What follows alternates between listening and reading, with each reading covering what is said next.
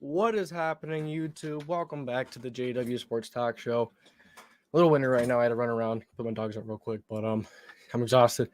But just getting started here on the live. So, how you guys doing today? Might help if I put my ring light on, so I can see stuff a little bit. And what is going on? The Cool Cat subscribe. What's going on, Jacob? How you guys doing? Happy football is back. That's right. So, hope y'all doing good. It's been a long off season. We're ready for some football. Whether you're watching your team, doesn't matter. We're just excited football's back in general. So gonna get started here. I'm just losing my mind right now. But yeah, just trying to catch my breath a minute, and we're gonna get right into it. So Colts and Texans, gonna be a fun game. Week 1. We all know Week 1 is the Colts, one of the Colts' biggest enemies. Aside from playing in Jacksonville. Two of some of the Colts' biggest enemies. They have to make both of those dominoes fall these 2 weeks. And let's get started. So the Houston Texans. No. We're going to start with the injuries. So for the Colts, we have our offensive tackle, Dennis Kelly, is a backup tackle, swing tackle. He is questionable with a knee. And our superstar linebacker, and Shaquille Leonard, a.k.a. Darius Leonard, is out with his back injury. So, pretty serious injury there for the Colts. But I think that EJ Speed, Franklin, and Okereke will be okay. It's enough to get by. When Leonard comes back, I don't know if it would be against the Jacksonville Jaguars or not. If it is, great. If it's not, don't want to force it. Let him get healthy. We're not going to worry about, forcing a star player out there. Just hope one day at a time, 1% better every day. He'll be back out there, not force a superstar player and have something crazy bad happen. So for the Houston Texans, they don't have anyone declared out. They have defensive lineman Rasheem Green is questionable, and they have another defensive lineman in Mario Addison, doubtful. So Rasheem Green, I think, and Mario Addison are pretty important to this defensive line. So if they're both out, this Texans defensive line might struggle, and Jonathan Taylor might go off. I already said, I'm going to say later on, but talk about some JT more later on a little bit. But yeah, let's get to some of these comments before we really get into it now. So Cool Concert said, "What's up?" Jacob, what's up? I think the Colts won by 2 scores. I hope so. I have the winning by around 10. Hello, where's Coach Dante? He just couldn't make it yesterday. It was just too difficult to get him on. We kept trying, but times were just weren't working for both of us. So I just had to hop on and try and do it real quick. And, I'm okay with doing it. It's just tough. But there's another Texans game later on. Going to do a little better planning for then. And then hopefully he gets on then. We get him on then. If not, whatever. Maybe I see if I get him on for the after show, like a post-game reaction. If not, oh well. But let's get into it now. So the Colts need to get off to a fast start if they want to beat the Houston Texans. The longer you let an underdog like the Houston Texans stick in the game, the more belief they're going to have that they could win it. And the longer you do that, the harder they play. The more heart they put into it. They're not just going to be like, oh, whatever, we're down 14, forget this game, move on. No. The Colts need to come out fast. They need to come out firing. Jonathan Taylor especially needs to come out strong. I'm kind of bummed out he didn't play in the preseason. Hopefully he's ready. Since he didn't play in the preseason, it's a little intriguing. But, I'd rather keep him healthy, not take the chance. But you're also kind of, setting him out there in live action week 1 without any live action in preseason. So it's something to think about there. But I think he's going to be fine. He's so talented. I think he will be fine. So the Colts need to get off to a fast start. Matt Ryan needs to throw well. Michael Pittman needs to start well. We don't know how Alec Pierce is going to be. Paris Campbell needs to start well. We need everyone in this offense to start well. The offensive line is a little bit of an issue with me. Left tackle and right guard are my 2 biggest questions. Center, left guard, right tackle, don't have too many questions. It's just right guard and left tackle. Right guard, Pinner, not a huge fan. Left tackle, Pryor, I'm okay with. Below average. Raymond, we don't know yet. And in preseason, he looked okay at times. He looked bad at times. That's a rookie. That's, kind of any average, but we don't know how Raymond's going to be. He has the ability to be a very good left tackle. We just don't know at the moment. So we have Pryor starting, so we need to focus on Pryor. And we have Pinner starting at right guard, so we need to focus on Pinner. Pinner needs to play very well. Not a huge Pinner fan. Pryor, I like Pryor, but I don't like him. I'm not head over the moon. I'm not, over the moon for him, but I think he could get by. I think he could get us by while Bernard Raymond develops and he gets going. So then you have the Colts defensive line needs to pressure Mills. Davis Mills is a talented quarterback. He could beat you with his smarts. He could beat you with his arm. He just needs his teammates around him to rally and help him out. If his teammates around him help him rally, then the Texans could have a good day. If the Colts defensive line doesn't get pressure, Mills is going to have time. The weapons are going to have time. They actually have some good weapons. You look at the weapons. I have a depth chart right here. I was looking at it earlier, and I'm like, Brandon Cooks, very good wide receiver run. He's a solid wide receiver one. Nico Collins, going to be set to make a big step up. Philip Dorsett, former Colts player, the former first-round pick. The Colts are going to have to keep him in check because it always seems like when players from a former team plays that former team, they kind of have a good game. They want to show them why they're, why they let them go, or, they want to prove them wrong. But we all know what Philip Dorsett is. Not going to think any of that, but it's just the revenge in his mind. And then you have Tyler Johnson, former Buccaneers, and you have Chris Conley, Chris Moore. John Mechie is out. If John Mechie was playing, that's a pretty good wide receiver core, if you ask me. It's not insane, but it's a wide receiver core that can get by, which would be enough for Mills. But the offensive line is a little scary. Who's gonna block Buckner? Who's gonna block Stewart? Outside, their tackles are okay. With Tunsil and Titus Howard, they're not terrible. They can get the job done. But Ngakoue and Kwity need to defeat that narrative that the tackles are good. They need to defeat the narrative of this Colts defensive line, the edge rush especially being inconsistent. In this team in general, just not getting out to a hot start. I think the pressure is the number one key to this game. I think the hot start is second, but if you get off to a hot start, that means you're pressuring Mills. You're forcing a turnover. You need a turnover early. This Colts team needs to come out firing. They need to come off pissed off and need to play like they're pissed off, but they need to also contain themselves a little bit. So, like I said, Mills will make plays if he is kept clean. Mills will throw to Brevin Jordan fine. Mills will gladly throw to Brandon Cooks when he's open. Nico Collins, Conley. Mechie isn't in the game, which kind of sucks because Mechie would be solid. The Colts need to get pressure. If you don't get pressure, Mills will carve us up. There were so many times last year where, the Colts got pressure and the defense had a phenomenal game. But more often than not, this Colts defensive line didn't get much pressure.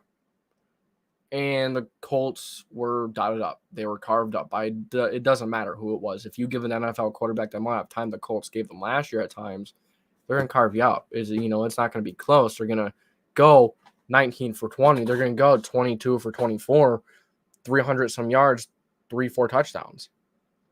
What up? Let's go Colts. Let's go Colts. Let's go. Big game tomorrow. Just need to talk about a little bit today. Talked about some keys and some things that need to be done if we want to win this game and get off to a start that we need. So next thing is you pressure Mills, you're going to make the whole game easier.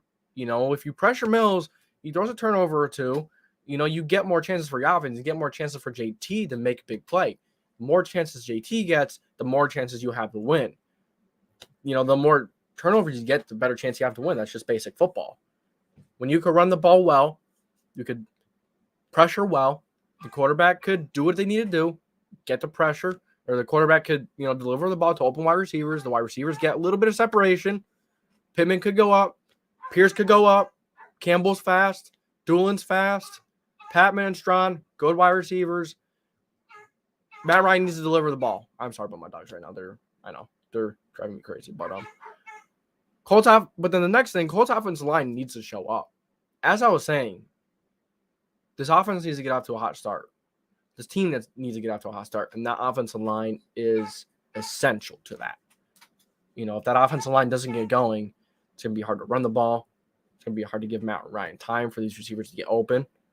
It's going to be difficult to deliver the ball to open receivers to get enough time for the receivers to get open.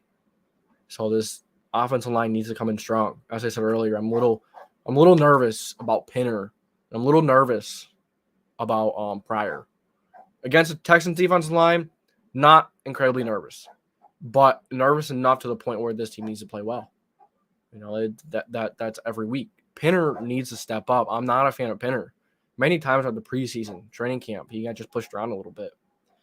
Pinner needs to figure it out, and if he doesn't figure it out, put Spriggs in there, please. I'm not a fan of Pinner. We can't afford to continue to let guys in there that are struggling. I get it if it's one game, if it's a few plays, okay. Let him move on to the next game. Let's see if he can improve.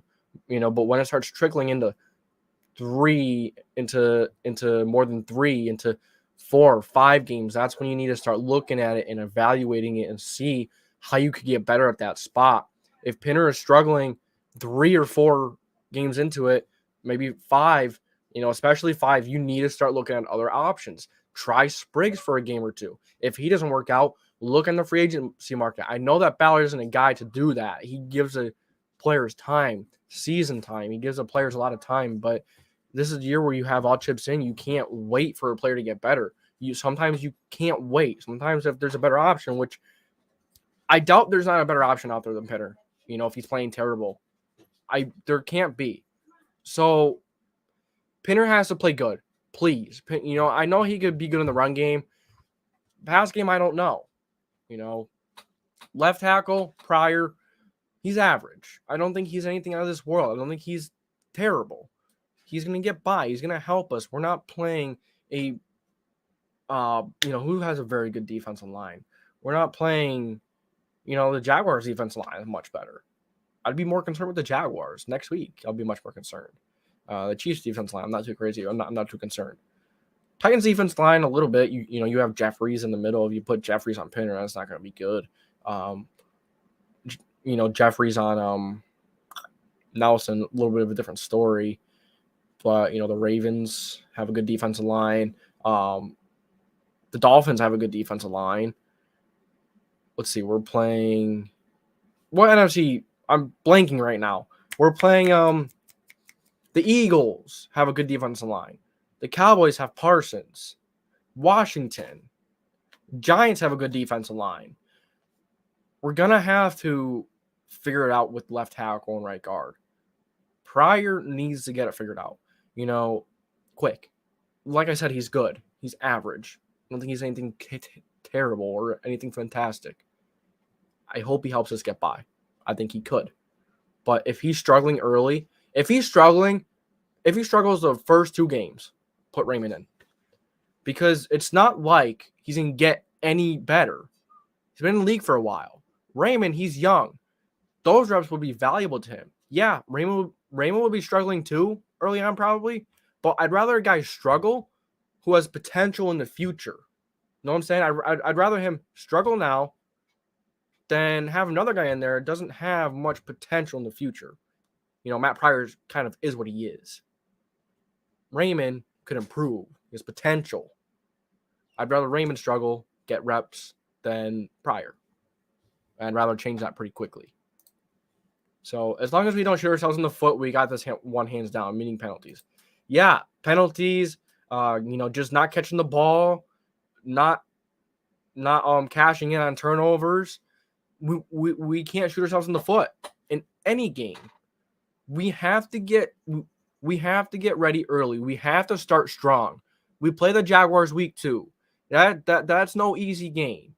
You have Lawrence, who's probably going to make a step up. You have some good wide receivers over there. You have Kirk. You have some other good guys over there. You have Agnew, another wide receiver. He's from the Lions, but Marvin Jones. The tight ends, not too crazy scared of the tight ends, but this team just has to get strong. Bad history of the Jags. Yeah, exactly. So Colts offensive line needs to step up. That's the thing at the end of the day. They haven't started good early either. There's been many seasons, especially last season before, we struggled a bit too. The offensive line needs to start strong. Trayvon Walker. They have Trayvon Walker, Josh Allen. They have a lot of players on the line that we need to be ready for. No, like the guy from the Lions that went to the Jaguars. That's what I meant. But yeah, Monroe St. Brown is pretty damn good. Texans front isn't terrible. They can get pressure, though. It's not like it's the worst in the league. It's not like it's middle of the league. It's like kind of in the middle of the worst in the middle. So that means they could get some pressure. That means they could get some good pressure in there. And if, they do, I want to see how Matt Ryan fares. This offensive line needs to make room for Jonathan Taylor. Can the offensive line get that running game going? That's what we need to do. We get that running game going, and when we get pressure, that's game. That's game right there, because we have the corners to make plays. We have better corners. But when the corners have 4 or 5 seconds, when they have to cover for longer than 3-4 seconds, that's tough. That's tough. That's when wide receivers get open. You can't cover a guy forever. You can't cover NFL wide receivers forever. It doesn't matter who you are, especially in an offensive geared league. Receivers need to get open for Ryan. If the offensive line does struggle, even if it struggles regardless, the receivers need to get open. The Texans have, a half decent cornerback room. If Stingley lives up to the hype and he's at least decent week 1, you have Steven Nelson. You have Desmond King. Those are some decent corners. So these wide receivers need to be on their game. They need to get it done early. They need to get it done every game, not just every other game, not just 2 or 3 games and then not get anything 2 to 3 games. We need consistency. This team preaches consistency. And we need consistency in the most important parts of the game, which we haven't had in forever. Defensive line, wide receiver play. We need consistency. Those are some of the most important positions, and we don't have any consistency, and we haven't had it. We need it this whole year. It's okay if you have 1 or 2 games where they struggle, but not 2 games good, 2 games bad. 3 games good, 4 games bad. We need consistency. Pierce needs to get open. Pittman needs to get open. Pittman's been here for a while. We know Pittman's good. He needs to get open. He needs to be good. Pierce, he needs to get open too. He was a second round pick, high expectations, big kid, runs fast, good hands. He needs to get open too. He needs to do his share too. And Campbell, if Campbell's healthy, he needs to do his share too. Doolin will do his share. They need to catch consistency, get good separation, and get it done. Don't shoot yourselves in the foot. Don't just drop a 3rd down ball. Don't just drop, a pass from Matt Ryan that would have been a 1st down if you just drop it. Catch the damn ball, run the damn ball, block for the damn quarterback, and then pressure their other damn quarterback. And that's a win. Oh, but those Bills fans the other night were alive. You can't argue. You can. The Bills, they beat the Rams 31-10. The defending, the reigning, the undisputed Super Bowl champs. I think the Bills were a little full of themselves that night. I'm not saying it in a bad way. I'm saying it in more of a way that, they put the banner up. Andrew Whitworth spoke. I think it was just a night where the Rams, feelings were high, emotions were high. So I think that affected it a little bit. I think that affected them. So we're going to see how they come back. Are the Bills that dominant, or are the Rams on a Super Bowl hangover? You guys answer that question. That's a question for you to answer. So let's move on. So, like I said earlier, when I first started, it's either Jonathan Taylor has a very strong game or Jonathan Taylor has a bad game. If a talented team doesn't work for it, isn't consistent, coaching isn't there, then yeah, exactly. You need to find consistency. And this Colts team hasn't had it in some of the most important positions in football. Wide receiver, defensive line. Sounds stupid, but my point is, no matter how talented, polished you are, you have to be consistent. No consistency. Yeah, exactly. I know what you're saying. You don't sound stupid. You know what you're saying. I know you're trying to get across. If you have expectations and you say all chips in as the owner, this team better be consistent. This team better get it figured out. week in and week out. It's okay to have one or two, or once in a while a third game that's bad. But when it strings into 4, 5, 8 games of constantly shooting yourself in the foot because of inconsistent, stupid mistakes, then there's an issue. We saw last year, we beat up on the bad teams because most of the bad teams, because when you make stupid mistakes, you could usually recover for them versus an unstable franchise, a team that's just not good. When you play good teams, the Ravens, a lot of teams in the beginning, the Buccaneers, the Titans, when you shoot yourself in the foot, these little mistakes add up to the big things. And that's why we struggle to beat the big teams. That's why we struggle to beat the teams when we need to beat them the most, because we can't do the little things right. That's the issue. If we do the little things right, we win games against good teams too. It's just that simple. We're talented enough. We just have to find consistency. And I'm saying this over and over again, but that's the truth. That's what the problem has been. With Phillip, with Carson, with Jacoby, no consistency. Now Phillip and Carson higher on the talent level, but no consistency. As you notice with Phillip, we were very technically sound. We did stupid things to shoot ourselves in the foot, but not as much with Carson Wentz because Philip Rivers was fiery. He didn't let it happen. Just like Matt Ryan, Philip Rivers and Matt Ryan yell at you to get in your face. Unlike Carson Wentz, oh, we'll get it next time. We'll work on it for next time. No. They focus on it there and then. They dig into you. That's what a leader does. A leader doesn't hold back. A leader tells you what you need to do. They don't think, oh, he needs to get that done next time, but you're not going to say it like that. You're not going to dig into him. You also have to have consistency. Yeah, exactly. If you don't, then what do you have? I'm excited about being introduced to the Colts 2022. Don't know what to expect. I don't know. It's freaking scary. It's freaking scary sometimes with this Colts team.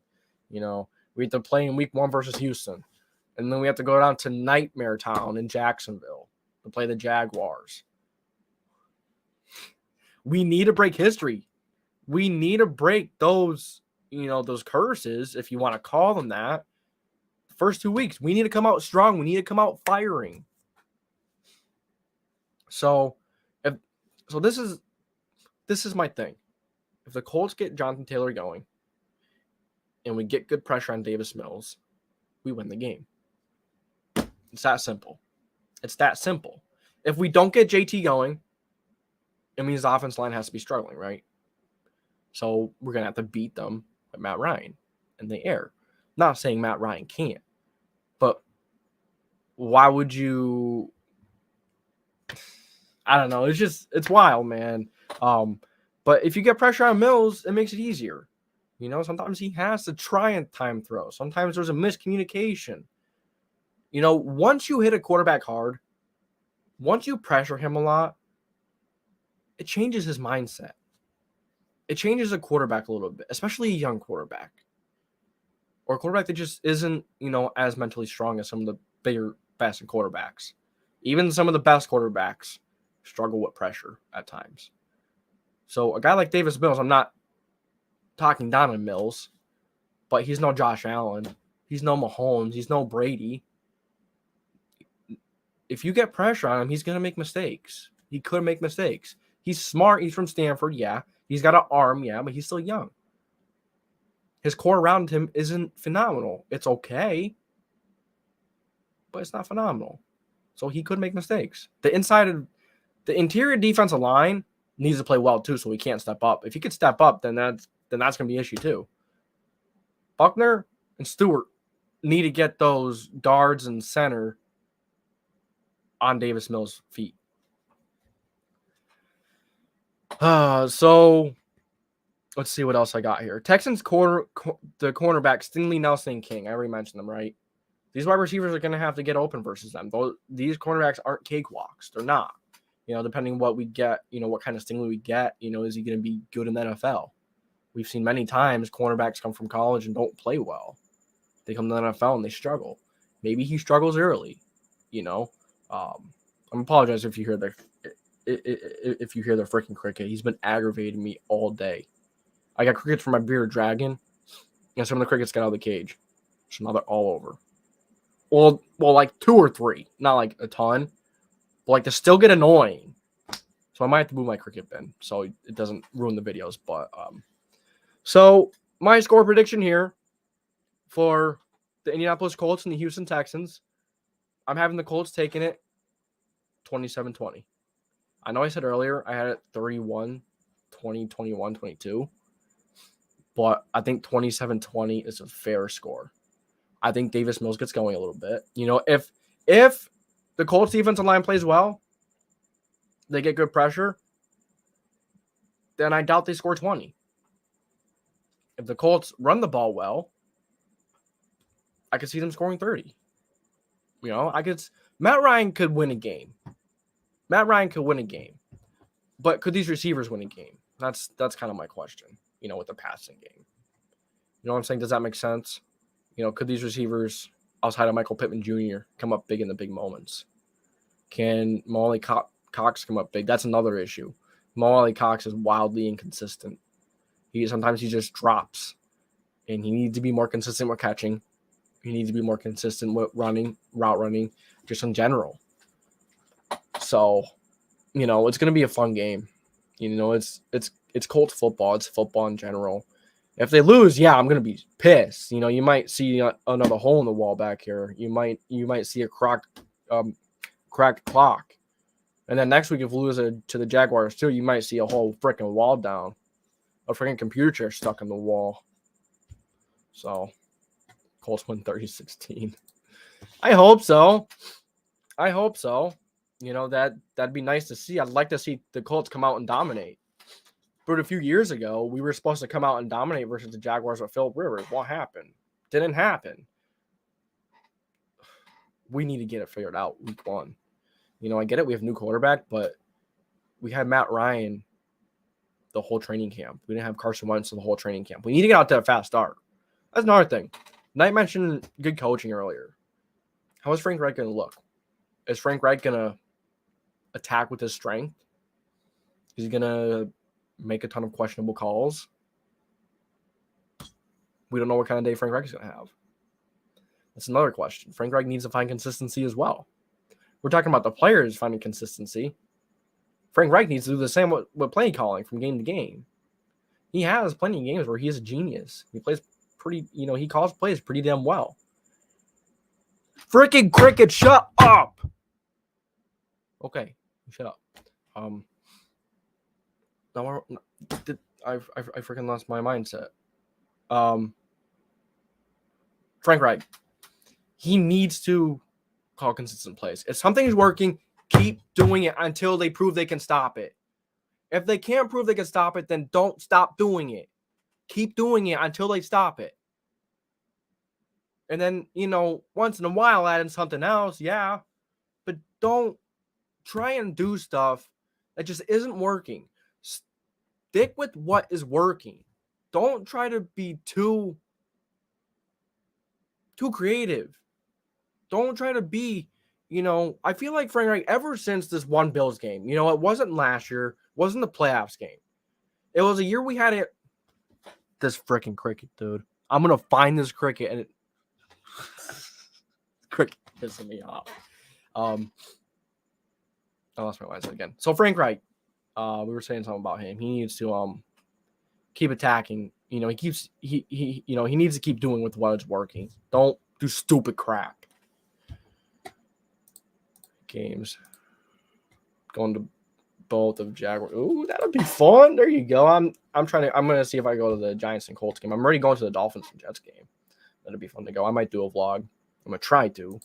Freaking nothing ever works out. I need to start planning better so stuff does. Stupid cricket. Yeah, I know. Dude, today, so I know this isn't football, but today I literally put crickets in the cage for a bearded dragon. One of the crickets went to the cricket, literally bit his head off and took his head. I'm not joking. I put crickets in there. 2 crickets. 1 cricket went over to the one, bit his head off. Literally took his head. I'm like, what the heck did I just witness? What did I just witness? But Jaguars have been a pain ever since I can remember. Even with Payne, the games were, the Jaguars are just play as well, man. They just play as well. They find ways, if they just know what to do. They just know what to do. So I'm going to open the chat up to more, some Q&As. Ask away questions about the Colts, maybe some of your teams. We talk about the Colts for a half hour, so talk about what you guys want for a half hour, whether it's some week 1 questions. I did release a week 1 predictions video. If you didn't watch it, go watch it now. And if you join this live, make sure to like, subscribe, put the post notification bell on, so any future videos, predictions. We're gonna be busy. We are gonna be busy this weekend, very busy. So you're not gonna miss anything. If there's news to be broke, if there's things to post about, topics to post about, this is your place. It's here. So the Darren Waller extension. Did you guys see the Darren Waller extension? What was it? 3 years, $51 million. Waller extension. Let's see. 3 years, $51 million. What do you guys feel about that? I think that's a good extension. He's like $17 million a year. And yeah, that's a lot. But I mean, he's one of the best tight ends in the game. You have Devontae Adams locked in. Shut up, Cricket. Damn. You have Devontae Adams, Waller, Renfro, Jacobs. That's a pretty damn good core. You have Carr. Carr is pretty damn good. I know some people crap on Carr, but I like Carr. I think Carr is a very good quarterback. Is he a Patrick Mahomes? Is he an Allen? No. But with how much crap that the Raiders have been through, Derek Carr has still brought this Raiders team to near 800 team, or just making the team good. He is one of the best. I wouldn't even call him a game manager. I feel like that's disrespectful. Yeah, we read that one. Raiders are serious. Yeah, they are. The Raiders' offense line is a huge question mark. Yeah, that's the only thing. And their defense. Their defensive line looks good. Chandler Jones, Max Crosby. They have some serious talent on that defensive line. And they don't have Alex Leatherwood. Broncos have, or not the Broncos. Orange team, NFC Bears. But the Bears have Alex Leatherwood. They have Rocky Sin. They have Nate Hobbs. Nate Hobbs was actually an okay corner last year. He was actually a lot better than expected. They do have a good safety room, Jonathan Abram and Troy Van Morig. I like both of those safeties. They're fast or rangy guys, so that could help, them in week 1. But if you guys have any questions, about anything, ask away. So what will the Broncos record be? Okay, let's look at the Broncos schedule.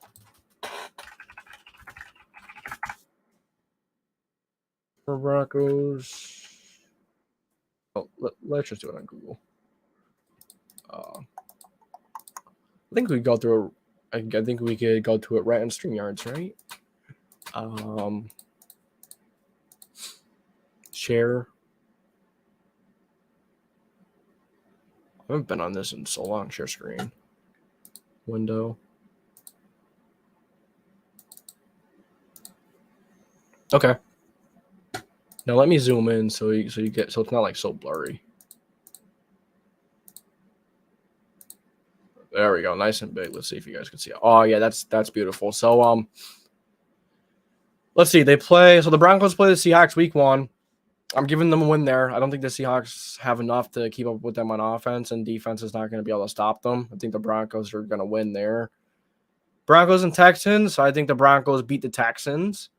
Broncos and Niners. That's going to be a hell of a game. I'm going to enjoy that game. Damn, look at all these. Like, there's no 1 o'clock games early. They get Monday night, 4:25. I don't know what this is. It might be a Sunday night. But they get the Colts. I don't remember if the Colts game is on I think it's on a Thursday. I'm pretty sure it's a Thursday. Broncos and Chargers. Looks like another Thursday or Monday. Oh, no, it looks like a bye and then maybe a Thursday. Jets. Yeah, look at all these primetime games for the freaking Broncos early on. So, sorry about that. So 1-0, 2-0. Broncos and Niners. I'm gonna say that defense takes care of Lance or Jimmy G. I don't care who it is. I think the Broncos defense is gonna be able to take care of it, and the Broncos offense score more than they need to. So I think 3-0 is fair there. Broncos and Raiders. That'd be a good game. The Broncos wear that Raiders defense out with their run game. I think that's possible. But it's a divisional round. It's a divisional game. I'm gonna have the Broncos losing this one. So with that's 1, 2, 3, 3-1. Then the Colts. That's gonna be a fun game. That's a Monday night. No, that's a Thursday nighter. That's gonna be an awesome game. Broncos, Colts. Colts have that good defense. If the Colts defensive line plays well, keeps Russell hemmed in that pocket, they have a chance because I think Stephon Gilmore can take care of Sutton or Judy. I think Isaiah Rodgers could take care of Judy maybe. That might be a little bit of a stretch, but shut up, Cricket. God, golly. So the Colts and Broncos, receivers versus corners. That's a close matchup. They don't have Tim Patrick. He's out for the year. Russ with his running ability, Leonard will hem him in. Won't have a problem. I think the Colts will be fine against the run game. I think the Colts could win that one. I honestly think the Colts could beat the Broncos. I'm gonna take the Colts to beat the Broncos. So I'm gonna take 3-2. 3-2. Broncos and Chargers. I'm actually gonna take the Broncos in that one because I really like the Broncos defense. Justin Simmons. They're not gonna let the Chargers drive down fast. They can run the ball, keep the ball away from Herbert. I'm going to take the Broncos in the first matchup against the Chargers. Jets. This could be a good game, but I'm going to take the Broncos over the Jets. Defense is too stifling for Zach Wilson. The offense is going to do fine against that defense, even though the defense line for the Jets is very good, actually. I could see it maybe being upset if they beat the Raiders or Colts. I could definitely see them maybe beating the Jets. I'm going to take the Broncos. I don't think I'm trying to overthink that one too much. Then we have the October 30th. It looks like a 9:30 a.m. Oh, so that's a London game in Jacksonville. Jacksonville is really good in London. I can maybe see the Jaguars taking it here, but you have Russell Wilson, a lot of good weapons. I'm gonna come to the comments. I'm not going to the comments right now. I'm just gonna go through this and then look at the comments, see what you're saying. Broncos and Jaguars in London, man. The Jaguars play so good in London. I wonder how the Broncos' run defense will be. I think it'll be okay. So will James Robinson, Travis Etienne take this game over? Broncos have good corners. Not worry about the Jaguars wide receivers and the Broncos corners. I think the Broncos are going to take this one. I'm going to take the Broncos over the Jaguars, although I could definitely see the Jaguars winning this one just because they're in London. Maybe it's a come-out game to show people that, the Jaguars are here. The Jaguars, they're not messing around. And then we have the Denver Broncos and the Tennessee Titans. Another good one. Two running teams, two teams with very good defenses, similar quarterbacks. I think Russell Wilson's a little better, so I'm going to take Russell Wilson. So I'm taking the Broncos over the Tennessee Titans. Raiders and Broncos. I think the Raiders come back this time with a better game plan. So I think the Raiders are going to beat the Broncos this time. I think they're going to keep Russell Wilson hemmed in a little bit. I think Russ has a good game, but not good enough. I think Derek Carr and those Raiders offensive weapons are going to be enough. Even though the offensive line isn't great, they're going to have a little different game plan, try to get the ball out much quicker than they did the first time. Broncos and Panthers. I'm taking the Broncos. Broncos and Ravens. This would be a good game. This is going to be a hell of a game. I wish this was a primetime game too. Shut up, Cricket. This would be a hell of a game too. Lamar Jackson, Russell Wilson. I think I'm going to take the Broncos. Should I take the Broncos? The Ravens are changing their defense a little bit this year too. They're trying to go away from man a little bit, not fully, because they're realizing, the rest of the, and you can tell by the moves, the rest of the NFL is, having these spread offenses. So man isn't really viable every single play, every single down, blitzing a lot. They're changing their stuff up, and I respect that. A lot of teams are very, very stubborn in doing so. So the Broncos and Ravens, Ravens have good corners. Ravens could get pressure. I'm going to take the Ravens in this one. I'm going to take the Ravens over the Broncos. I think the Ravens beat the Broncos. I think Lamar Jackson just does enough. I think the run game for the Ravens does enough. I think the Broncos get a taste of their own medicine in the run game, and then they struggle a little bit in the run game. I'm going to take the Baltimore Ravens over the Broncos. Broncos and Chiefs. I'm going to take the Chiefs the first time. I know it's in Denver, but I'm going to take the Chiefs this time. I'm going to take the Chiefs over the Denver Broncos. I think Patrick Mahomes is going to be too much. I think the Broncos will come around with a better game plan the second time around. Arizona Cardinals. I'm going to take the Broncos here. You know, when they're going to have D-Hop back. So he's healthy. Shut up, Cricket. No, he's not shutting up. Whatever. At least he's not as loud this time. But I think the Denver Broncos defense is going to be too much for that Cardinals defense line. This time, you know, considering they played Lamar Jackson 2 weeks earlier, I think they're going to be more ready for a guy that likes to run a lot. So I think they're going to be prepared. Cardinals defense not going to be able to stop this Broncos offense. Going to take the Denver Broncos over the Arizona Cardinals.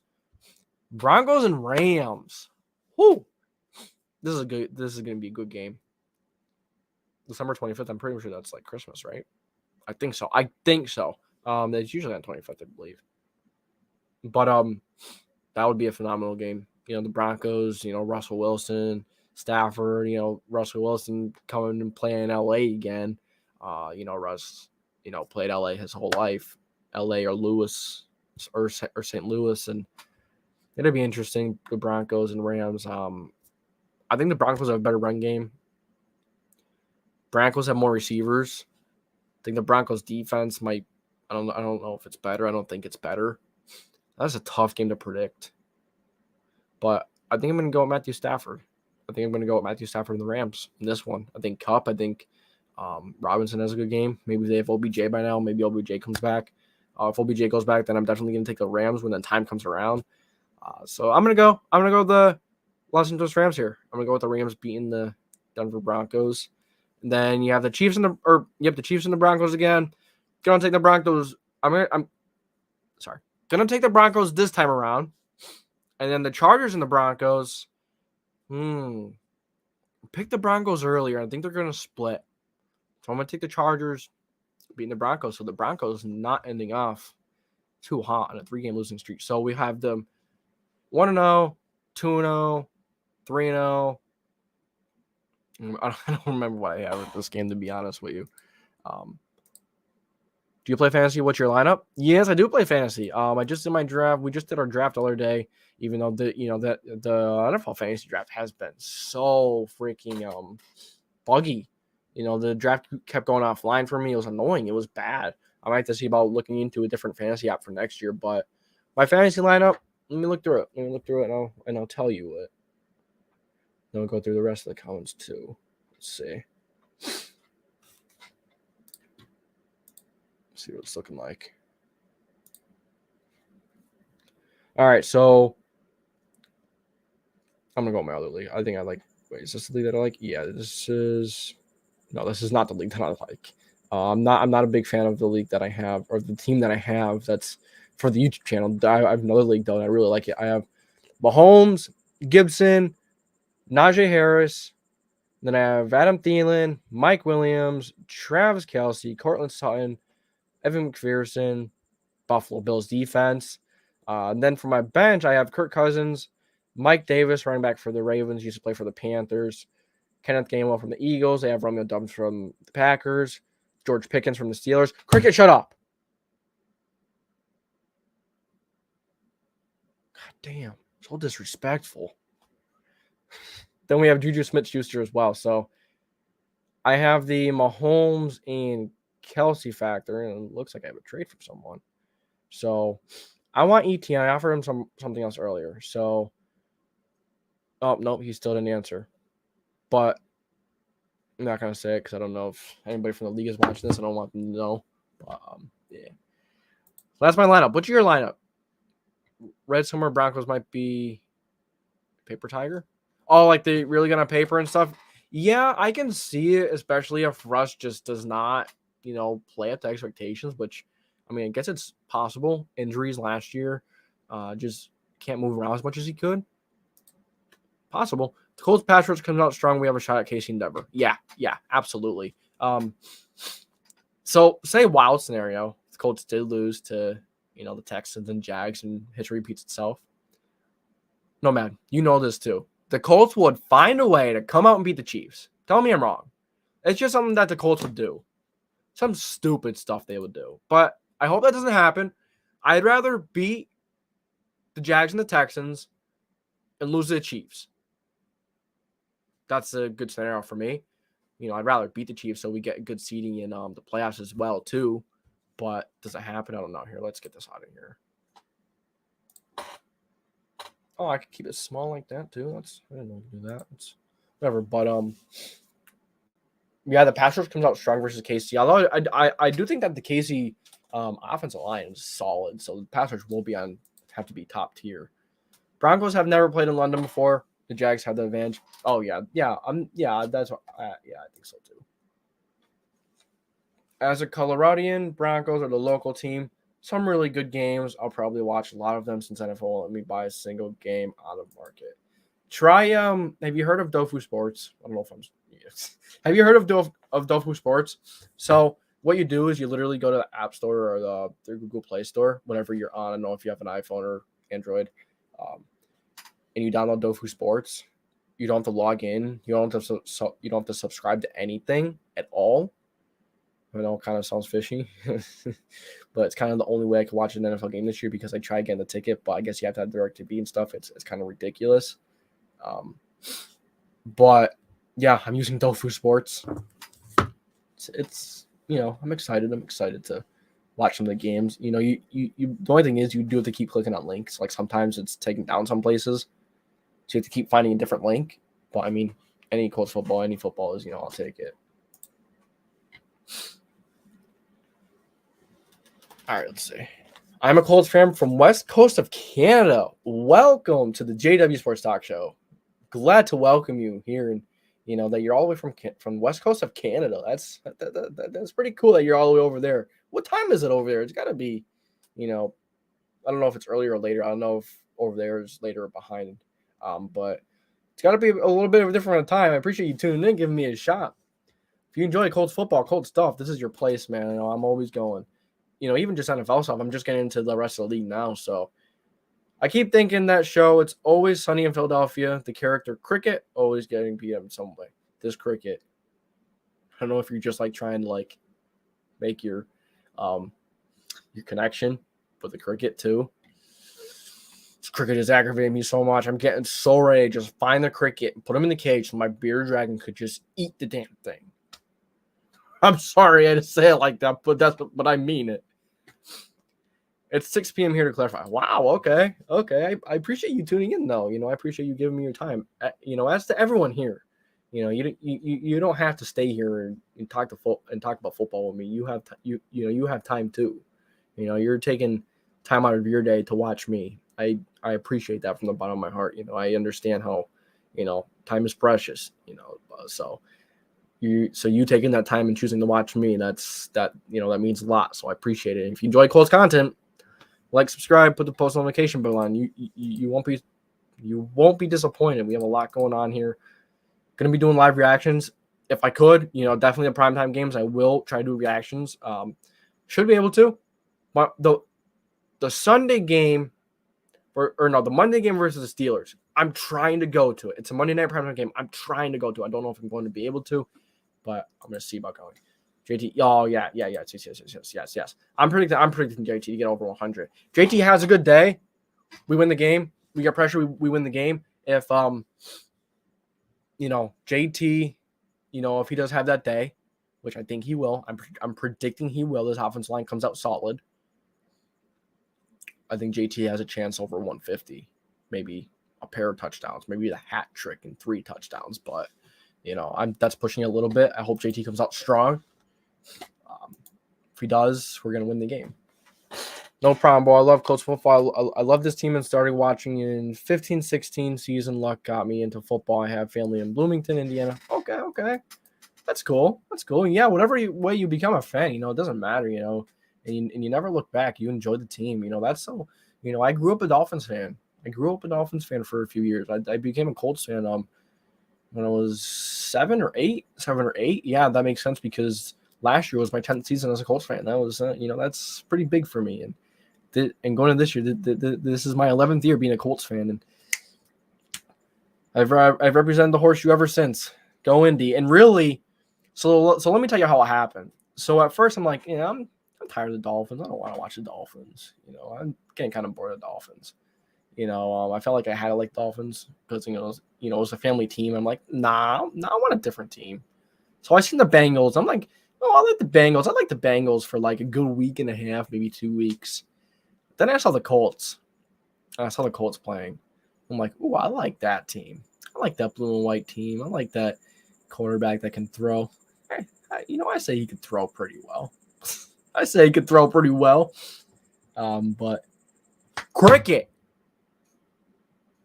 Damn. So rude. How rude. If you guys know that reference, let's get it. How rude. But yeah, that's how I became a Colts fan. But that's cool. 15-16. Yeah, it's a good time. It's a good time. Robert Stewart have a big day. Unfortunately, after 15-16, it kind of got a little sucky, but I mean, better now. Robert Stewart have a big day. I think so. I think the opposing teams are gonna be worried about Buckner.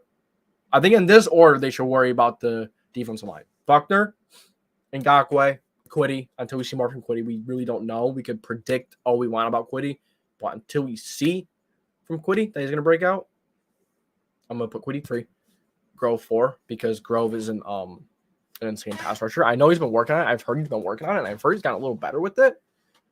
So maybe teams focus on those other guys. I think they're gonna focus on the other guy more.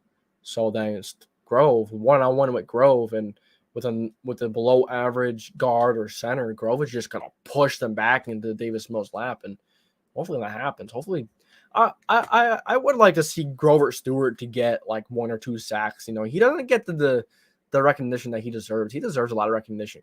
Big Grove is very good. Big Grove throwing on the barbecue tomorrow. Yes, sir. He looked like a different menace against Tampa. Maybe it's just me. Yeah, I hope he continues it in the regular season. But remember, Tampa's interior offense line is really hurt, and then I think it was Ali Marpet who retired.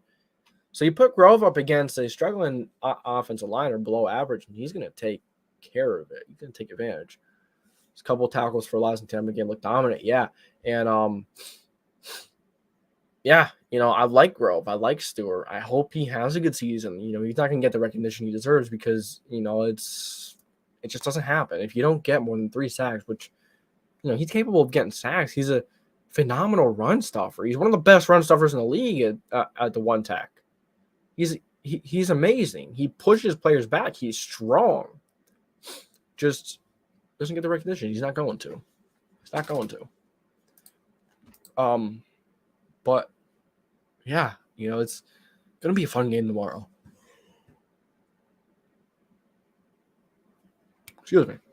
I've been up since like 9 o'clock this morning working on like graphics for that predictions video. I should have got done earlier. I'm gonna try to get it done like earlier for next week, so it has more time. Here we go with this damn cricket again.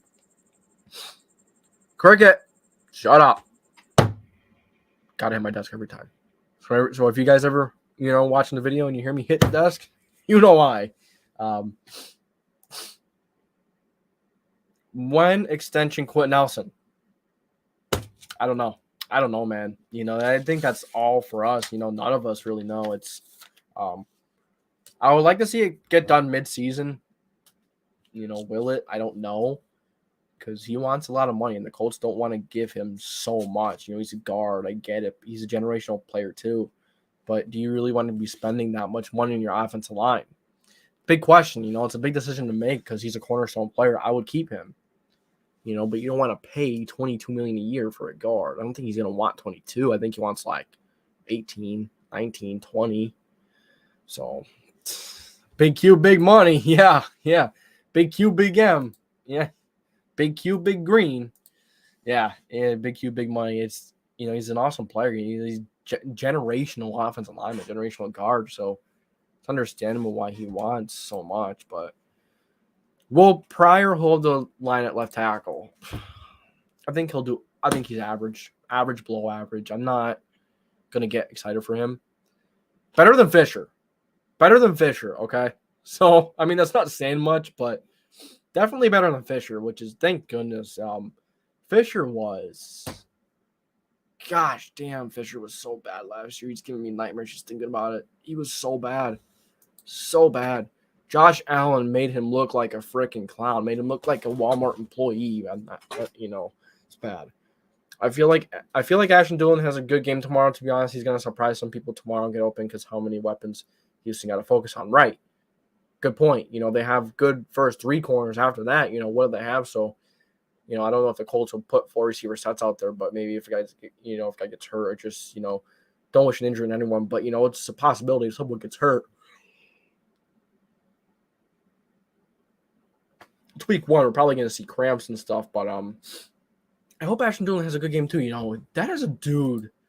Dulin proved me wrong. He proved me wrong so bad. It's not even funny. I'm like, not a fan of Dulin. Let Patman get time. Let these other guys get time. Dulin killed it in preseason. Dulin killed it in training camp. He wants it. He proved me wrong. And I like to be proved wrong. That's how you learn. And, especially when as a player on your team, you don't think that's going to be very good. You love it when they prove you wrong, right? So I hope he gets a lot of time. If Campbell gets hurt, he's going to get a lot of time. I don't know if Campbell's going to hurt. I kind of hope not because Campbell is phenomenal. But if he doesn't get hurt, you have a guy sitting right there who's going to be very good. And, that might put Campbell's future with the Colts in question. Like, seriously. If Ashton Dulin is very talented, is Campbell's slot spot in jeopardy? Campbell isn't just a slot guy either, but yeah, I mean, for sure Fisher was a dud, to say the least. To say the freaking least. Fisher, you suck. Is Fisher anywhere? I want to see if he's anywhere. Eric Fisher. He shouldn't be. If he is somewhere, then people are crazy. He's a free agent. I think he's a guy that someone could sign though. Mid-season if it's very bad. No doubt if Campbell gets hurt this year again, I can feel it. Yeah. I like Campbell. He's talented. But sometimes the best ability is availability. Sometimes availability is the best ability. If you're not healthy, then how good are you? Very curious to see our wide receivers run good routes and catch. Yeah, me too. They need to run good routes. These Texans corners are no slouch. I'm not saying they're it's a top 10 room in the league. I'm not saying it's top 15. I'm saying that they're no slouch. If you don't play hard, if you don't go into this game just trying to play your hardest and expecting this to be the toughest, you have to go into every game of the season and say this is going to be your toughest game of the season. And you need to play your freaking butt off the entire game. Doesn't matter who you're playing. If you make stupid mistakes, 2 or 3 small mistakes, it's gonna add up to one big mistake, one big L. It's just how it goes. But yeah, they need to run good routes. Need to get open from Ryan. And if JT doesn't get going, offensive line is struggling in the run game, then they're really gonna have to be on their game. Like I said earlier, I think, we know Matt Ryan could win a game. We know how many game-winning drives he has. But could the receivers win the game? That's our question. Pittman could, but you can't just have Pittman. I don't think so that dude's probably working at Farm Eric Fisher. Yeah, I'm not going to disagree. That's where he should be. No, like, being disrespectful and everything, but, like, I mean, come on, man. Your time is up. Respectfully, your time is up. Want to know. That's important. On my computer here, I have a little sticky note. 1% better every day. It having a little note like that, it makes a difference. It really does. It makes a difference. It does. And I think the Colts for that one. That's one of the reasons why I love the Colts. They're such a motivational team. They're very respectful of an organization. It's just an atmosphere that you have to love. They always give to the community, always helping kids in need, always helping people with, just struggling and stuff. It's why you love the Colts, that means a lot, and I love to represent an organization like that, all day, every day. Yeah, we got to prep like we're playing for the Buffalo Bills, because it will bite us in the ass if we don't prep. Yeah, exactly. If you don't prep like you're playing the best team every week, then you're not taking it seriously. Then you don't want to ring. You're not going to win a ring. Cricket, shut up. He didn't listen that time. Shut up. Now my beard dragon's going crazy because I'm hitting the desk. He's like, what the hell is that, dude? It's like, dude. Oh, now he's standing over his boy. He's like, dude, quit that or I'm going to come over and bite your ass. That's why he's standing up and staring at me now. But, yeah, we got to prepare. Frank Reich needs to call a consistent game as well. I don't know if you were here earlier when I was saying that, but Frank Reich needs to call a game. I'm interested to see Frank Reich this season. We know this team is talented. We need to see this team prepared.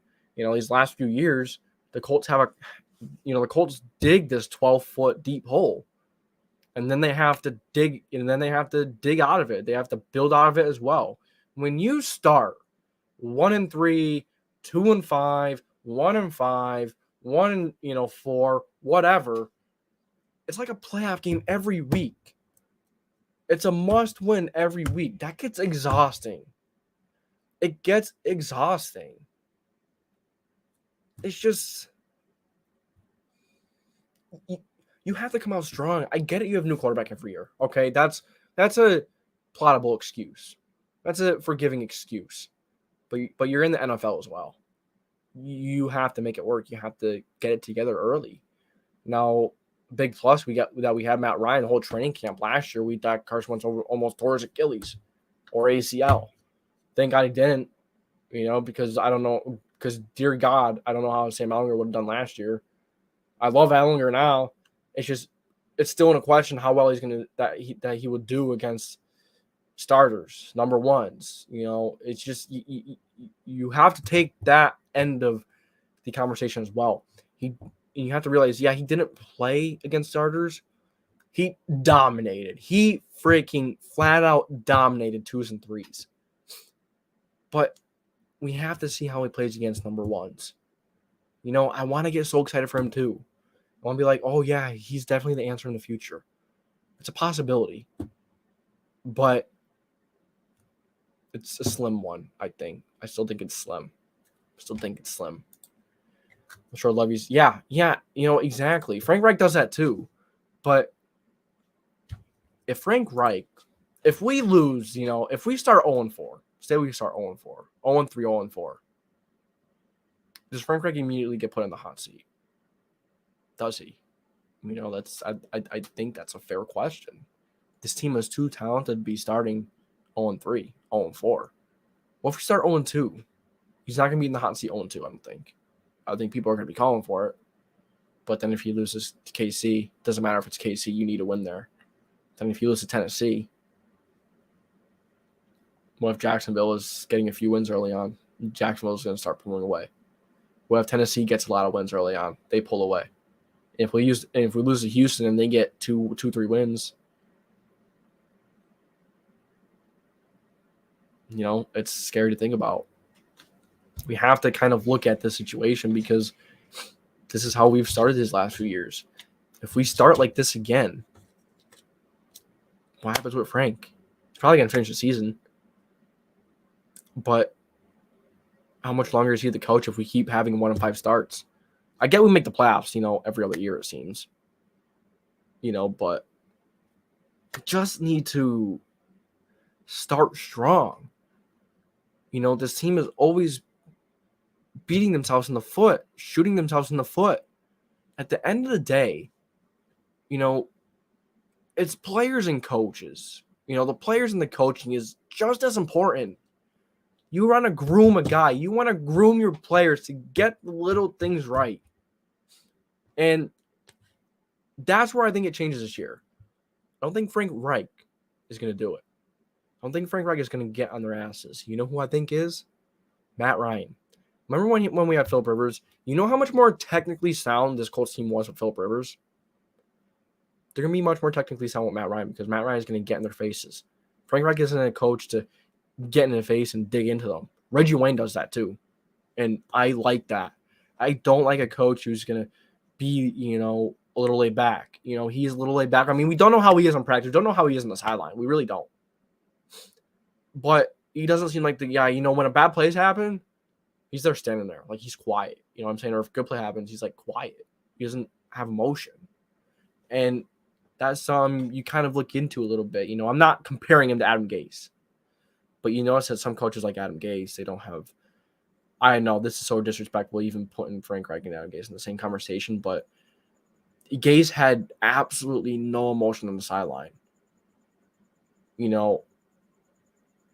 I feel like I shouldn't be saying this, but, like, neither of them have emotions. I'm not saying Frank Reich is anywhere near as bad as Adam Gase. No, we all know Frank Reich is nowhere near Adam Gase level. But he doesn't show emotion. I get it, a lot of coaches don't. Some do, like Sean McVay. But Belichick doesn't. But Belichick digs in the players. He does. Frank Reich doesn't dig into players at times. He doesn't get on their asses when they do something wrong. That's where Matt Ryan is going to come in very important. That's where Matt Ryan's going to come in. We need a quarterback in demand like that. Because when you have a head coach that's a player's coach like that, you need a quarterback that's in demand like Matt Ryan. Carson Wentz isn't that guy either. So let's see here. Great for sure. Reich needs to be consistent. Like, people act like he's the worst coach ever sometimes when in reality, there is much worse. There is absolutely much worse. But at the end of the day, how am I trying? I'm looking for words to say this. At the end of the day, you'll still need to find consistency. You can't. I'm having a hard time getting the words by. If we start 0-4, I think so. Colts can't lose. I'm pretty sure my Baltimore Orioles are not getting a wild card spot. I can't take more disappointment. Reich acts like he is a yoga teacher on the sideline.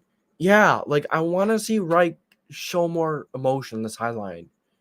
But I mean, I guess I'm happy we have Matt Ryan for that. I'm happy we have Darius Hunter for that. Because Frank Reich isn't gonna dig into them. Frank Reich isn't going to I don't know. I like Frank. Started from my Buffalo connection where I went to college.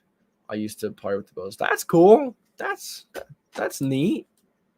And yeah, I like Frank too. I love Frank. I love that he's, he beats around the bush in certain questions. There's some things I really like about him. And you may be like beating around the bush. Well, wouldn't you want your coach to be up front? No, I don't want that at all. I want the coach to, know what he's doing on the field, which he does. He needs to find consistency in what he's doing on the field. But, I mean, having a new quarterback every year doesn't help either. It takes the offense a while to get used to it. It's just, you notice so many times last year. I don't even know what else to say. I'm just trying to get it off in a way where it, like, sounds correct, what I'm thinking. Because I feel like if I say it a certain way, it's going to be interpreted by everyone a completely opposite way. Like, I love Frank. He's great motivator. He's very mushy-mashy. I like that. I enjoy that. But he doesn't have the fire side to him. Like, do you know what I mean? Like, do you guys get what I'm trying to say? I'm having a hard time getting a buy. But, like, I'm happy with Matt Ryan because of that. Matt Ryan will make sure that these players are in shape, are ready. That they're not going to keep making little mistakes. Matt Ryan's going to make sure that they're going to get stuff done the right way. And I hope this team does. Because this team needs to. So, yeah. Is there any other questions that you guys have right now? Frank gets me mad when the Colts lose and he is so calm. Yes. That's what I'm trying to say. Those simple words I couldn't find. Thank you, Nomad. Thank you. Those simple words I couldn't find. He, when they're losing, he doesn't show emotion. He's so calm. I get it. It's good to be calm under pressure. But when your team is losing, you need to yell at them. You need to get them pissed. But not to a point they're pissed off where, like, let's see, not to the point where they're like pissed off or, you're being a complete asshole. Okay, I'm sorry. I gotta stop cursing. When you're being a complete jerk, but you have to let them know you're mad. You're there because when you're a little bit mad, those players are gonna have some anxiety. They're gonna be like, "Oh, I have to do this better." They're gonna be more urgent about it, And there's this bell curve. I talked about it in some videos in the past. I don't know if I talked about it in a live. I think I might have, but there's this bell curve I learned in sports psychology class. Shout out to Mr. Kaz. There's this bell curve, and let's see if I can bring it up on anxiety bell curve, performance bell curve. Okay. All right. So I'm going to share the screen. Okay. Let's see.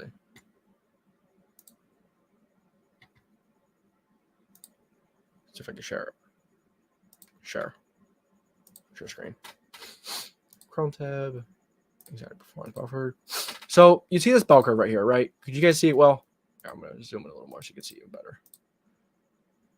Goodness gracious. It's just if I don't zoom it in enough, it's going to be too like. But see this bell curve? I know this is kind of. Let's see if I can click on it. It'll be a little better. So, okay, let's zoom this in now.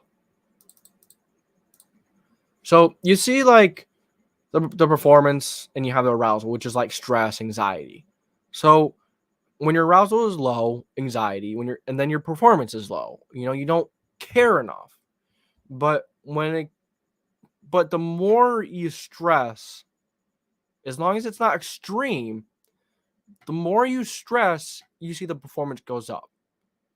But if you stress like to the point of, like you just can't concentrate on the play itself, focus on these all other little details, you're not going to play as well. But when you have some anxiety here, when you have a decent amount of anxiety, you play well because you're urgent to it. You're concentrating. It's good to make sure your players are a little stressed out, but not to the point where they're stressed out where they have to think about every little move. That's when you struggle. That's when you play bad. But when you don't have any anxiety, where's the urgency coming from? You know what I'm saying? Where's the urgency coming from that you really want to play well? If you don't have anxiety, then you don't care. 90% of the situation, that's true. 99. But when you have too much anxiety, shows you care, but you may make stupid decisions in mid-play. So if Frank Reich doesn't show any emotion, doesn't get at them at all, is it going to make them stress anymore? No, because they're going to go to the sideline and they're not going to expect to be yelled at. They're going to be like, "Oh, I'm going to go sit down, go figure this out." You guys know what I'm saying? All right. I'm going to get out of this. I forgot out of this. So if I just exit out of it, yeah, there we go. Better. I know this wasn't every play, but remember Frank Reich saying Carson would change a lot of RPO play called. He called and changed a lot of runs, and it didn't end well sometimes. Carson Wentz had a lot of fault. Carson Wentz had a lot of fault too, but I like that Frank Reich, the reports came out that he went to Irsay, he apologized. That's big man stuff. That's grown man stuff. That's important to know that was bad. I'd rather him know that stuff is going bad than just completely be ignorant about it and, not say it. But it's just, all right, where'd I end up? Were we here? Yeah. Okay. It does get me mad too. Like we need yeah. Let me see what that means. I'm just.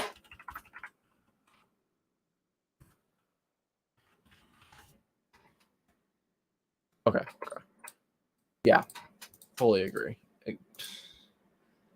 Chewing is always a good thing when you need to hold everyone accountable. That will screw up things in the long run, and we've seen it when we couldn't beat Raiders and Jags. Yeah, like when you're not pushing your players, when you're not getting pissed at them, they're not going to worry about being chewed out.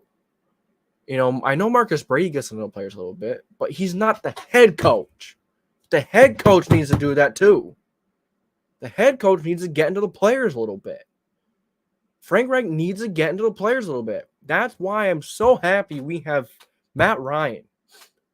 So happy we have Matt Ryan because he's going to do that. He's going to make sure he gets into them. Matt Ryan holds everyone accountable. Pete, I mean. Oh, yeah, I know what you mean, yeah. Tony Jim was even killed. Hardly. Yeah. But Dungy, I honestly didn't watch Dungy much, so I can't really relate. I'm going to go off of what you're saying. If I didn't watch a player, I can't, or if I didn't really watch a coach, didn't really dig into it, I'm not going to give my opinion. I think that's unfair, but I'm going to go off what you're saying and use that for my knowledge. But I'm not going to really go into Dungy because I don't know how much Dungy, I don't know much about him. Coach Pagano was an emotional guy. Yeah, I remember Pagano a little bit. He was emotional. I liked the fact that he was motivational too, that he was emotional. I like that. But I don't know, man. If Matt Pryor isn't doing well in that scenario, do you bring in Raymond in it at some point, or do you potentially? So this is what I said earlier, like more in the beginning. I said that give Pryor 3 to 4 games, right? Maybe even less if he's playing that bad.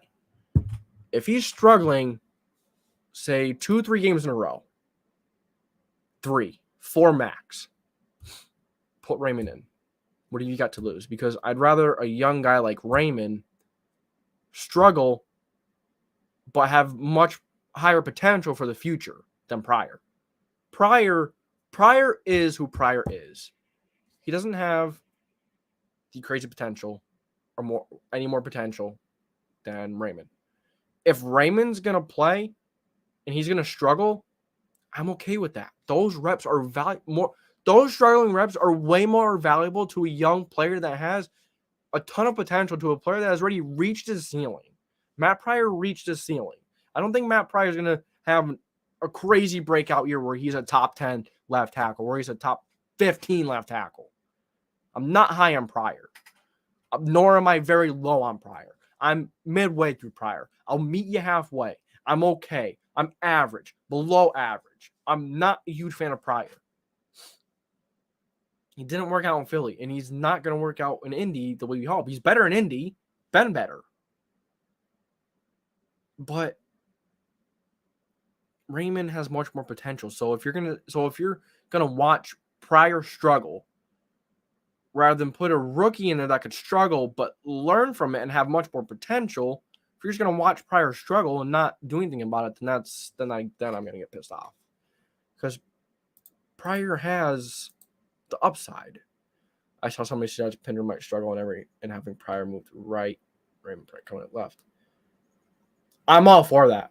I think I was saying that a lot. I said that a lot. Maybe you heard it from me, but that's what I want. I would honestly put Pryor at right guard right now and leave Raymond at left tackle. I know a lot of people probably are gonna agree with me, but I don't like Pinner. I don't think Pinner is a guy you want at right guard. It might have been, but you might have heard from someone else too. But I'm not a fan of Pinner. I don't think Pinner is the guy. Last year when he filled in for the Colts versus Arizona, he looked okay. He looked good. He did fine. We had all those injuries. He did fine. But we haven't seen him at right guard yet. Maybe he did play right guard last year and it was Will Fries playing center or something. I don't know. We had so many offensive linemen, backup offensive linemen playing. I don't even know. But I think Pryor would be a phenomenal right guard. Kind of mad that we let Reed and Glow go. Because now we don't even have any good depth. We don't even have any good depth at right guard or left guard or at guard or the offensive line in general. I think Pinner is a good depth piece at center. I think he's a good depth piece for guard. I think Fries is a good depth piece for guard or center. Maybe even tackle. Fries played all at once at Penn State. Pinner mainly played center and guard at Ball State, I believe it was. But I just don't want Pinner at right guard. I believe Pryor is so much more upside. He's big. He's strong. Let him play on that right side where he put his money where his mouth was last year. Pryor at right tackle was a phenomenal right tackle. He was phenomenal. Beautiful he was over there. So why don't you keep him on the right side where he seemed he was the strongest? I know it's not tackle, but put him at, I'm not, the thought just popped in my head, but it's stupid. Braden Smith at right guard, he came out as a right guard, but I'm just gonna say that, that was just a thought in my head, but it's stupid, because leave him where he's already so good at. Bullshit, he doesn't have a Pro Bowl selection, but whatever, let it be the first year this year, okay? All right, let's get that straight. He's gonna be Pro Bowl selection. He better be, for how much he was paid. He better play well. He better stay healthy. When I get it, when players aren't playing much and they're a rookie. But when you start paying players high-tier money, they need to start playing like they're high-tier players. Kelly, I like Kelly. He's inconsistent. Pass game, he's inconsistent. So you're going to pay a center that's inconsistent in the pass game and sometimes the run game as well. Top of the guard money, top of the center money. If you're going to pay a player at the highest paid position, they need to be the best or near best with both. I love Kelly. He's good. He's phenomenal. But he definitely has his times where he struggles. Honestly, that sounds like an interesting idea. I still would have... Yeah. It's funny. I literally said that like 2 seconds before your comment showed up with that. Yeah. I was just trying to get a point across before I said that because I lose my train of thought really easily. But speaking of losing my train of thought, oh my gosh. But yeah. Like, how could you let... Like, maybe, so the Colts are that kind of team that they want to let players go, let them get a chance to start someplace else. Maybe that's what they did with Chris Reed and Glow. But I think Glow went to the Giants and Reed went to the Vikings. I believe the Vikings are playing Reed at center. I think that's what the Vikings are doing with Reed. I think that's what I saw. But, dude, like, how could you not retain one of them? Because what do you have now? You don't even have an above average right guard. He's below average at best, Pinner. I don't think he's even average at best. I think he's a below average. The Colts just have to roll with him because they have no one else. And you don't want to pay Reed or Glow high-end money, mid-tier money, because you're already paying almost half your salary cap on the offensive line. I could just talk all day about Colts. Dennis Kelly is the only proven depth guy. Freaking take Dennis Kelly to guard, please. Or Jason Spriggs, please. I don't want Pinner at right guard. I'd rather him be the backup center. I feel like the backup center is more important because Kelly is more likely to get hurt than not. So why don't you get a guy like a Matt Pryor, get him some reps at right guard, keep him at right guard. If he gets hurt, put Pinner there. But then if Kelly gets hurt, dude, if we have 2 or 3 injuries, it's going to be a long year. If we have an injury, like if Quentin Nelson has an injury, it's going to be a long year. It's going to be a long year. If Pryor gets hurt, I don't think it's going to be as long as year or Raymond, because we have 2 guys that can maybe be average this year. Braden Smith, if he gets hurt, we're going to have issues. No, because we can play Pryor over there, right? And then we have Spriggs, and we have, but if we have, actually, our offensive line has a lot of versatility. So maybe the depth isn't as bad as we may have initially thought, because of the players are so versatile. But it's still not good. Yeah, it was a conversation about the trenches where it could come. Yeah, if Unique gets hurt, I know we're not talking about the defense, but if Unique gets hurt, Kwity Paye better step it up. Kwity Paye better have that breakout season we're talking about if Unique gets hurt. He better have it regardless, because then if he does have Unique on the other side, there's less attention on him too. So there's no reason Kwity Paye can't have his breakout year. He's had a full season in the books. He needs to have his breakout year. I know I'm being pushy, but when you're all chips in, you need players to play, what they're being paid or what they're expected to pay. Or if you're drafting a guy in the first round, I think Kwity could, but this is why I'm going to meet the 2020 Colts on Sunday. Hopefully the concerns will be met. Speaking about that, Sunday, I'm going to try to be live tomorrow for the game, hopefully. I'm going to try, and then I'm going to try to get some stuff going in StreamYards and Streamlabs. I can get StreamYards and Streamlabs, so I can take that nasty StreamYard logo off the screen. I love your StreamYards. Your service is awesome, but I don't like your logo on my stream, and it's kind of my fault for not getting it. So I'm going to try to get it for next Sunday. That's kind of my goal. Next Sunday or the following Sunday, going to try and get StreamYards for a year. It's just so darn expensive. But, I guess it's worth the investment for you guys. For me, I freaking love talking football, you guys. I could do it all day. It's just, it's why I do this. Reed should have been re-signed, and I'm sure he would have been the start. Absolutely. Before I move on to that comment, he's the right guard without question. Pinner is not going to be – I'm not going to say he's not going to be good. Okay? He could be okay. I could be completely wrong. I was completely wrong about Doolin this offseason. I was not in on Doolin. So hopefully I'm wrong again. Hopefully I'm wrong twice. Please tell me I'm wrong.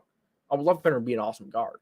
We didn't expect Reed to be a guard, but even when we signed Reed, I'm like, we got Reed for that cheap? We got Reed?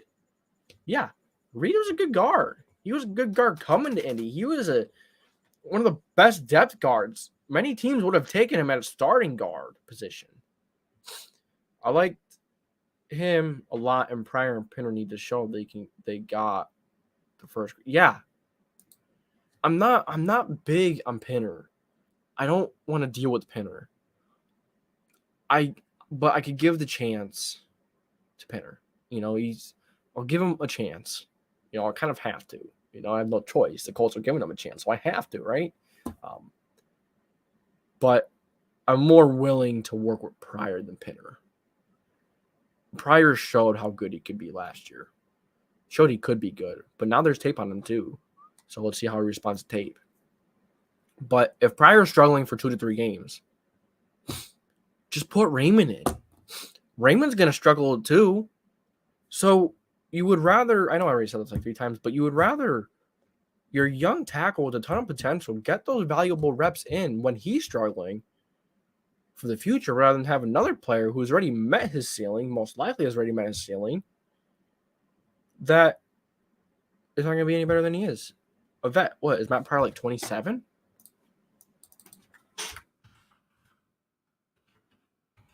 Their age. 27. I'm at 24. So, and dude, and Pinner's 26. He's not even that young. I mean, he's been here for a while. There.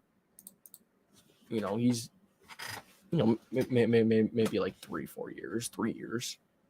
2. No, maybe 2. But, it's just, come on, man. I like Reed too. I love Reed. I like Glow, but last year, Glow didn't look the same when he came back. I get it, he was injured and stuff, but he didn't look the same. He just didn't seem the same to me. Just didn't. But Reed, when he stepped in for Big Q, holy shit, was he phenomenal. Not like, Big Q phenomenal, but he was phenomenal. Yeah, Paye got to step up. I have faith, but it's hard to predict. He's got the tools, but can he put it all together is a big question this year. So every single year, we always have a guy who's ready to break out. Something stupid strikes, like a 4 or 5 week injury. Something stupid freaking ruins it. Deion Kane. I was excited for Deion Kane. If you guys remember the kid Deion Kane, I think he was on a Clemson. I actually think he's with the Ravens right now. But then he went to the Steelers. He was with a few other teams, and we were excited for Deion Kane. Injury. We were excited for Darius Fountain. Injury. We were excited for Mike Strawn. Injury. This year, we're excited for Andrew Ogletree. Injury.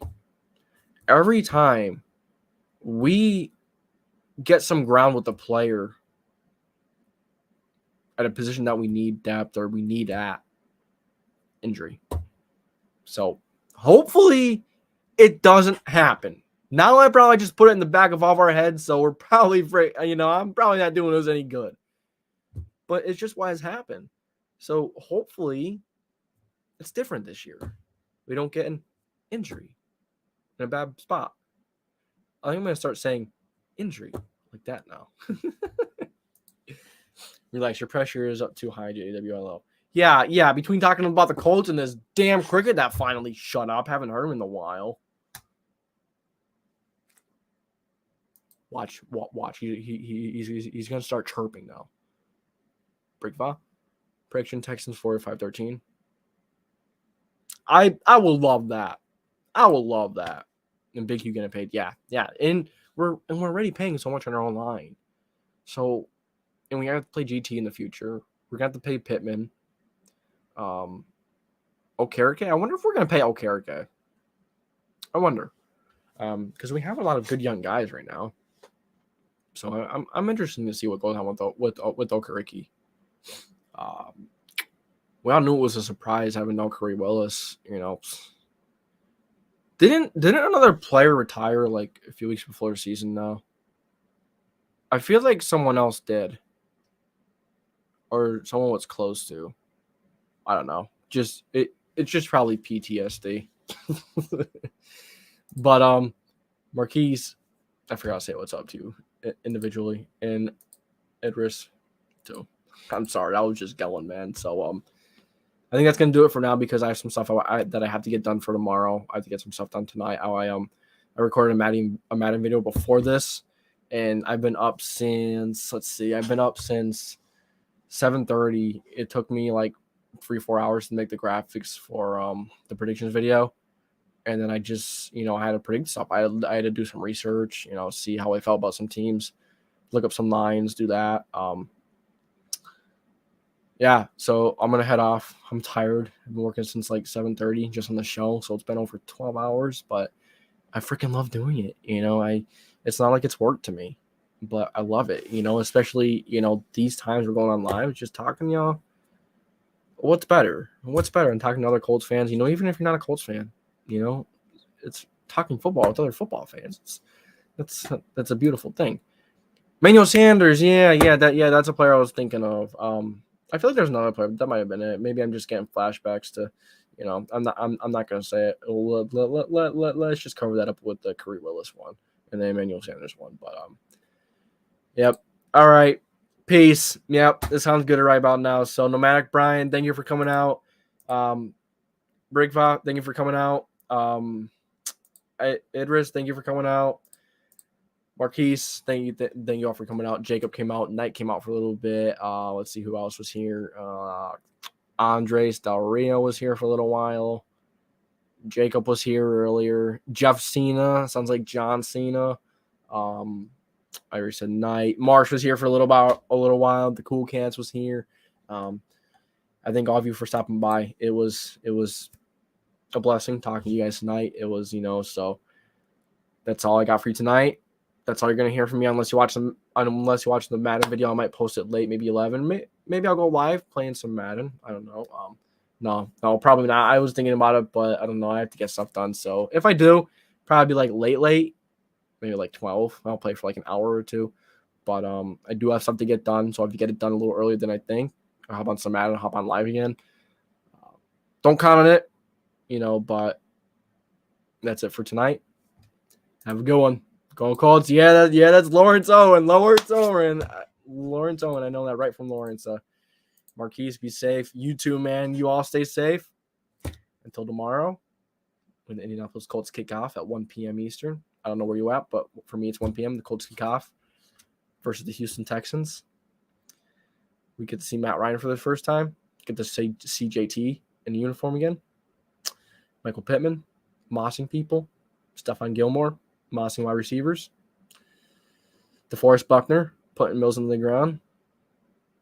Until tomorrow, JW's out.